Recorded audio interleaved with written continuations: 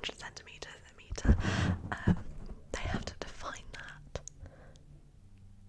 as the distance light travels in 1/299792458 seconds.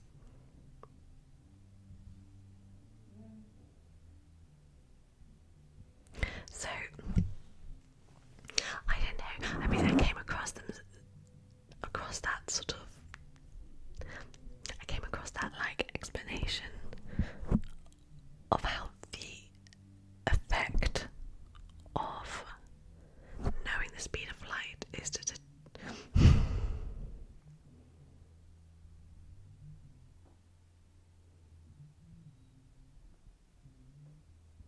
I feel like I don't really know what I'm trying to say here, but it just reminded me, I guess it's just the way that they worded it in the textbook I was reading. It just reminded me of like measurements, things like the kilogram, the meter, etc. Like, from what I understand, they're way more complicated than we think they are.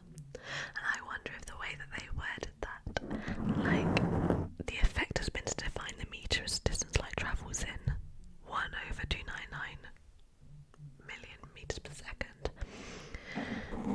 Is that because you have to make all sort of measurements of distance, of mass, etc.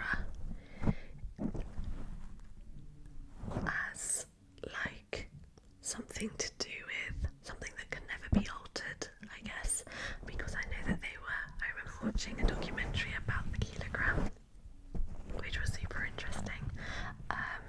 So basically there's this, like, I guess, block that someone has stored somewhere in the world that is a kilogram, and it is the block, the mass of that block is like used as a standard to which all other blocks, there are lots of other blocks like the same replicas, they're also a kilogram each, and so whenever like scales are calibrated, for instance, the way they calibrate it is back to the mass of that block. Now they had a problem, which was that block, I don't know what it was made out of, but it was losing mass just a little bit every year, and everyone was panicking, basically thinking, oh no, we define the kilo as the mass of that block, so if that block is losing mass, what are we gonna do? We need to find a different way to define the kilo. Anyway, I didn't think a program about the kilogram would be so interesting, but it was super interesting. And anyway, they found a different way to identify it using physics. I don't know, I can't remember what it was now. But I wonder if that's the same sort of, I don't know, if that's a similar sort of thing to like what this author said in their book, as in the speed of light helped us define what the meter is. There you go, that was a roundabout way of saying what I wanted to say there. But yeah, I don't know, let me know if you know more. Speaking of, so this is a textbook which you can readily access online.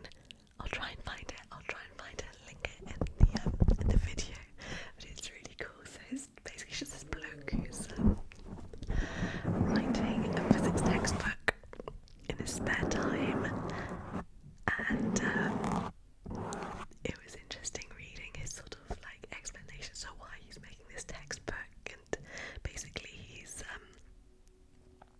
that's like a summary.